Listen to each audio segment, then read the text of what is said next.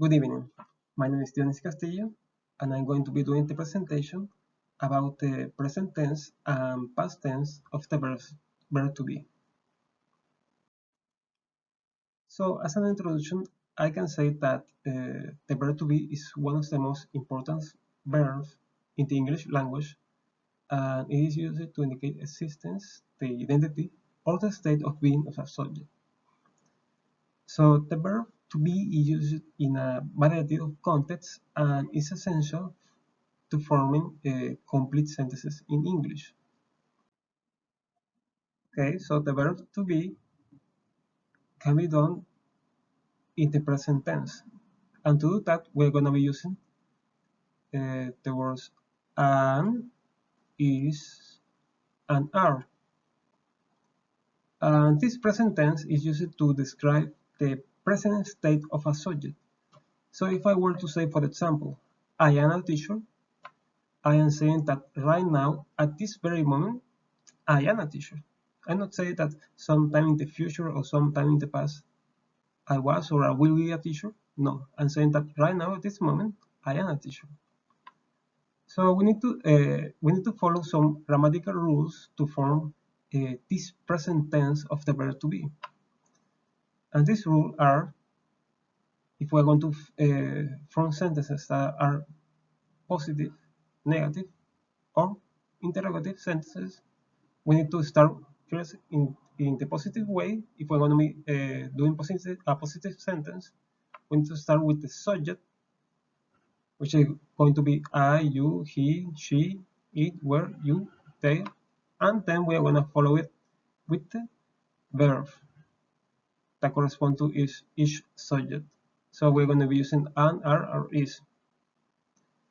So as I already said, as an example, I am a teacher. That's a positive sentence.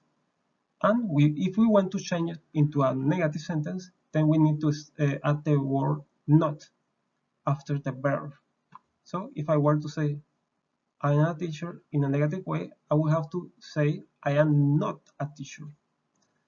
And lastly, if we want to form it as a question, if we want to make a sentence that is a question, then we have to start with the verb and then follow it with the subject and then the rest of the sentence. So using the example, I am a teacher, we have to say, am I a teacher?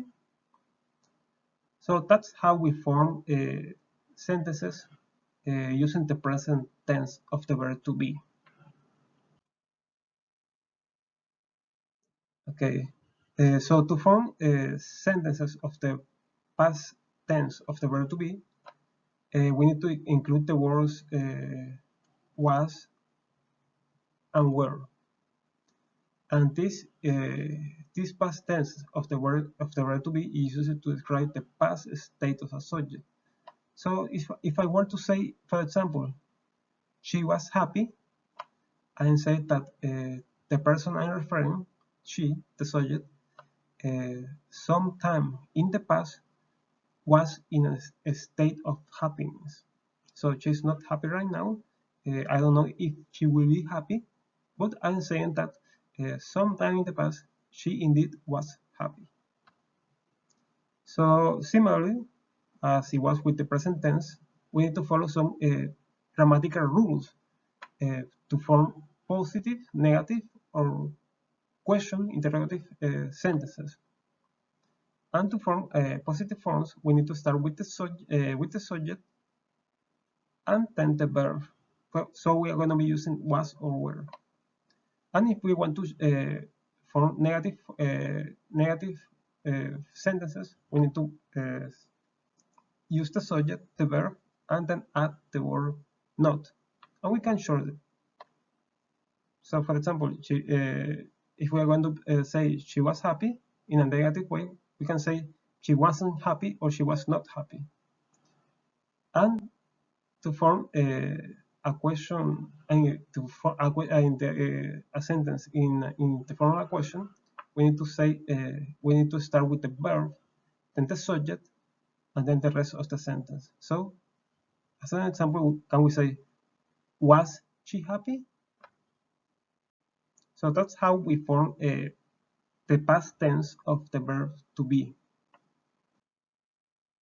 So in conclusion, we can say that to verb to be in present and in past forms is one of the most basic and fundamental aspects of English grammar. So understanding the correct uses of the verb to be in present and past is essential for effective communication in both spoken and written English. So we can also say that proficiency in using the verbs to be in the present and the past can be an indicator of a student overall mastery of English grammar. So that was my presentation about the present and past tense of the verb to be. So thank you for your time.